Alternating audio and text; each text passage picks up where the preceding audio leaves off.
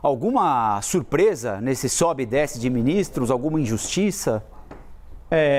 Primeiro, bom dia ao meu amigo Uribe. É difícil, sabe?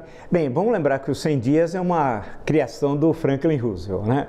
E a partir de então, de 1933, sempre vários governos presidencialistas, é bom lembrar que isso é do presidencialismo, não é do parlamentarismo, busca apresentar os seus resultados, né? E o Uribe apresentou alguns deles, inclusive fazendo citações literárias que têm de ser registrados, como do conselheiro Acácio, célebre personagem do Primo Basílio e também do Correspondência Inédita de Fradique Mendes, do grande Eça de Queiroz, que era mais popular em vida no Brasil do que em Portugal. Tanto que um brasileiro, Eduardo Prado, é personagem da cidade de Acerras com o nome Jacinto de Tormes. Bem, vamos lá. E é uma figuraça, o conselheiro Acácio.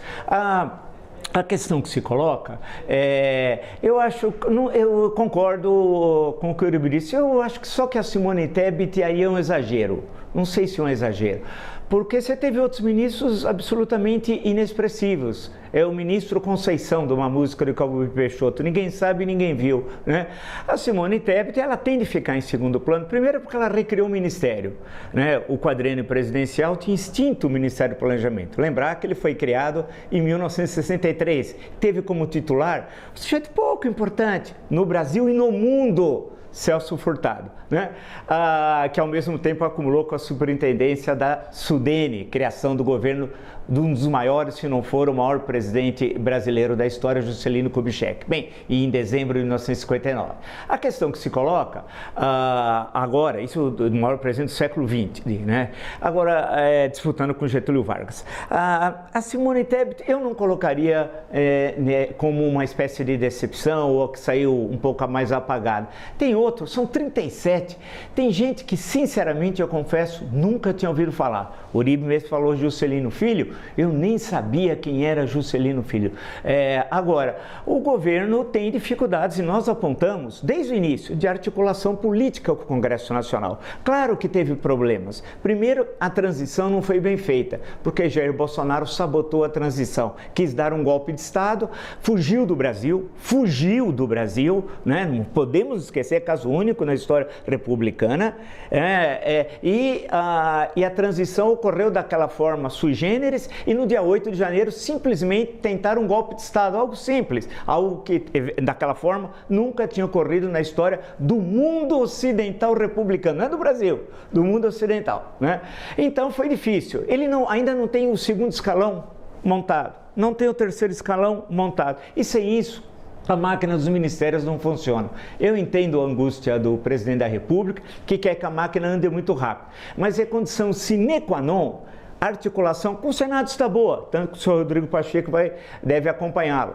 Com o Arthur Lira, agora parece que teria um problema até de doença, mas a princípio já não iria, na primeira tentativa de viagem, que foi interrompida por causa da pneumonia do presidente Lula, aí a coisa está difícil, a coisa não pegou. União Brasil é um exemplo, é sui generis, você tem 3 ministérios e não sabe se vai apoiar não. Uma parte do partido já não vai apoiar, a outra parte não sabe se apoia ou não. Isso não existe no presidencialismo. Se você está no governo, você tem de apoiar o governo. Se você é oposição, você não está no governo. Então, é uma questão complexa, o presidente vai ter de resolver isso no retorno da viagem da China, mas se ele voltar vitorioso, com bons acordos, boa perspectiva, não é para amanhã o acordo, mas expectativa, a economia trabalha com expectativa. A questão da Ucrânia foi tratada e será tratada no comunicado final, né? E esse cenário se desenhar, sendo aprovado tudo indica o arcabouço fiscal, aí o Lula vai falar com outro tom, um tom um pouco mais alto, né? E aí nesse sentido o embate não vai ser com o Arthur Lira, muito menos com o Rodrigo Pacheco. Aí o embate vai ser com o presidente do Banco Central, que não é o quarto poder. É necessário lembrar que existe executivo, legislativo e judiciário. O Banco Central não é o quarto poder como ele está supondo que é, né? E aí vai ser um embate que nós vamos ter de resolver, porque não é possível ter a maior taxa de juros reais do mundo. Não há crise de demanda. Eu quero que ele me prove. Eu fiz economia, não acabei, mas fiz. Me leio. Eu queria que ele me provasse que tem crise de demanda. E porque o Brasil precisa ter a maior taxa de juros do mundo, quando você anda pelas ruas, vende-se, aluga-se, os pequenos comerciantes com problemas, muita gente fechou, né?